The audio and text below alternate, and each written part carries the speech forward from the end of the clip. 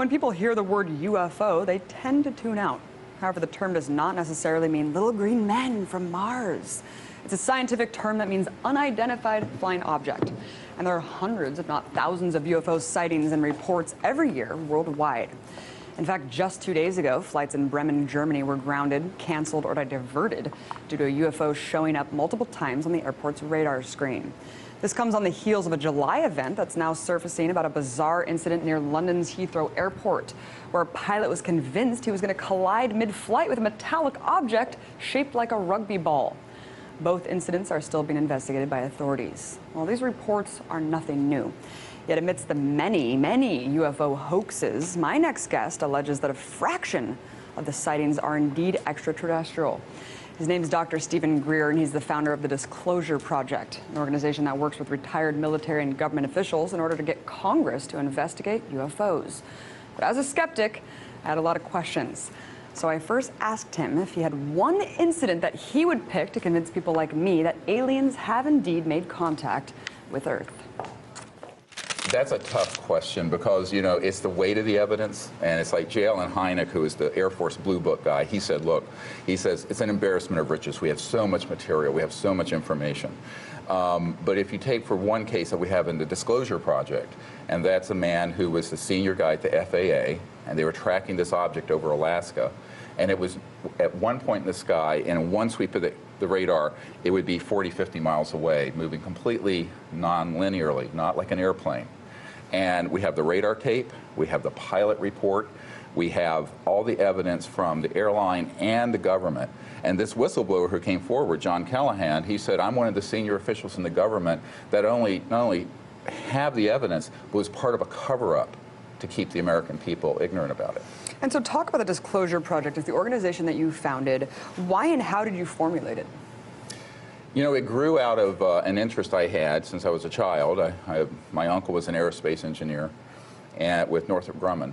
And I had a sighting when I was a young child and started an organization later called the Center for the Study of Extraterrestrial Intelligence to look into, are we alone, and what can we do as citizens to bring out this information and perhaps make contact.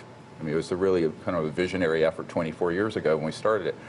Disclosure Project started because in my early days I was naive and I thought, well, if we put all this evidence together, government documents, astronauts, cosmonauts from the former Soviet Union who have seen these objects, and we have all this and we give it to, in this case, Bill Clinton and his CIA director, who I personally briefed on this subject, they'll do the right thing in the secrecy, bring out this information. It'll be one of the greatest discoveries in human history.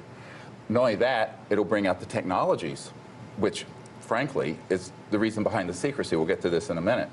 Well, what happened was that the political establishment didn't want to touch this. And so, so what I just found is that little by little, it was up to we, the people, to do it. So I started a grassroots movement to identify people who had the courage to come forward outside of their national security oaths, who had top secret clearances, and give evidence on this, and give materials, and give documents, and give photographs, and whatever they have. And it led to this big global effort called now the Disclosure Project. I wanted to bring it to Ancient Aliens really quickly because it's a entertaining documentary series on the History Channel. It surmises that ancient cultures have also documented UFOs. I mean, going back hundreds of years. If aliens had been around for thousands of years visiting Earth, why has their message been lost this whole time? Why haven't they delivered it? Well, I don't know that their message has been lost, but maybe it's been subsumed or incorporated into various ancient traditions. If you look at the Hopis, if you look at Mesoamerica, South America, there are a lot of traditions that may have actually come from encounters that happened with non-human or advanced life forms from other places.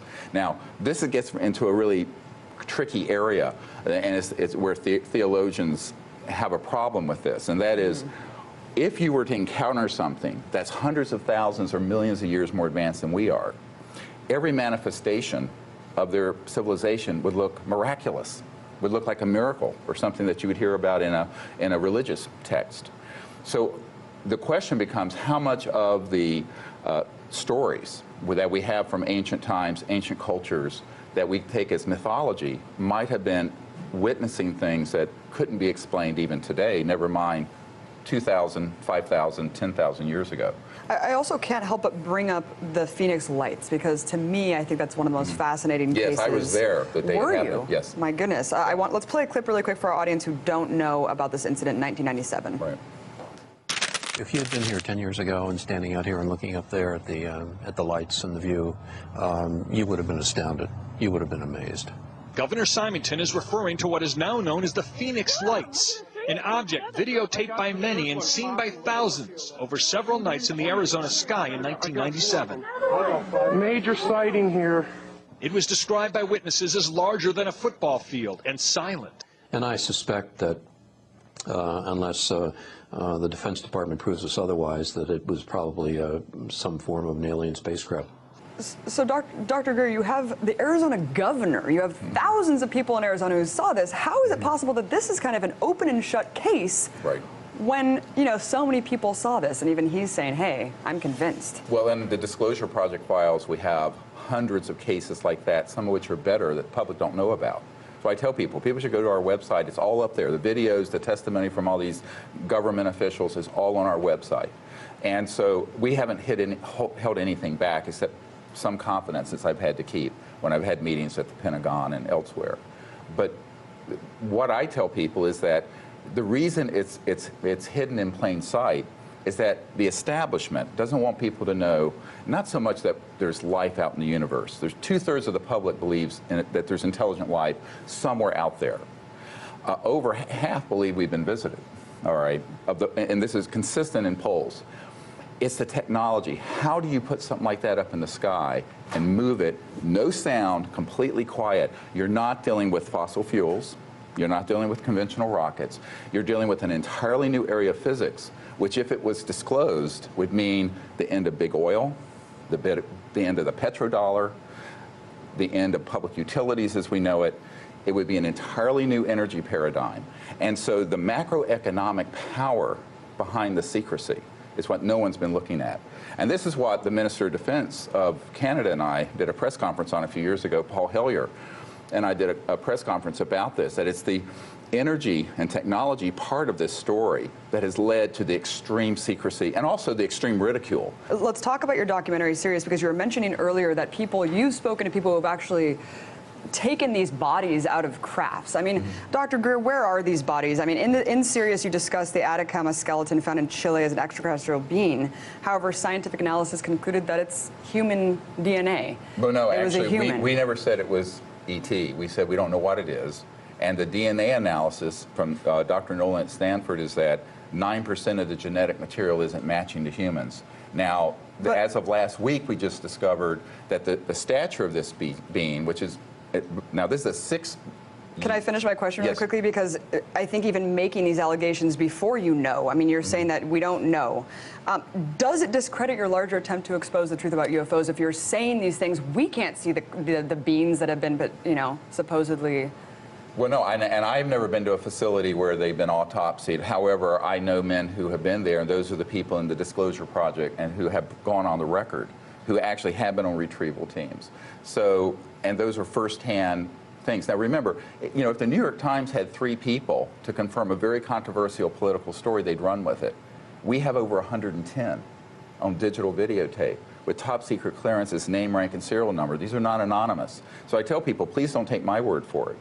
As for the Atacama humanoid, very controversial. The Huffington Post had 5 million people on their site when this thing broke a few months ago. We still don't know what it is. Now, the people who say it's human, they're jumping the gun. The people who say it's ET, they're jumping the gun. How can equating UFOs with aliens be credible at this point when we live in a world drone technology has existed? I mean, now it's so prevalent, and it probably has existed for decades prior, Dr. Green. How can we ever tell what's a drone, what's a UFO? Well, you have to know the science behind it. The drones that people see make a noise, like this case that just happened in Germany. It's very noisy. Those things are not quiet. Now, this does open up another whole discussion of what do we have in our classified projects that might look like a UFO, and do those exist? The answer is yes.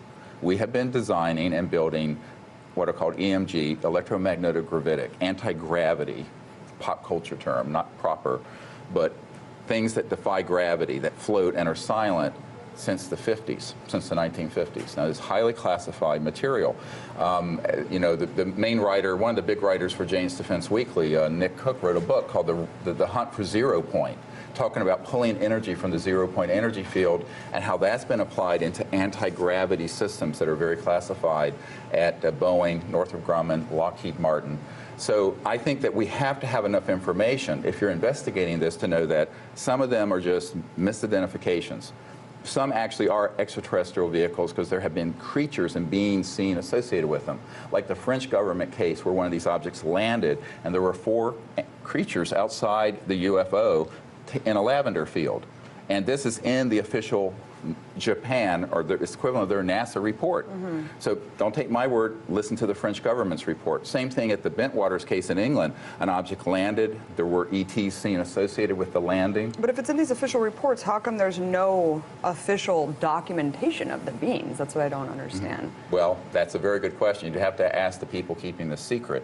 I mean, I wasn't there when those things happened. We've just interviewed and found the people, the men who were there, and some women who were involved hands-on with these encounters. So the ET issue, I think, is very clearly established through the body of evidence we have.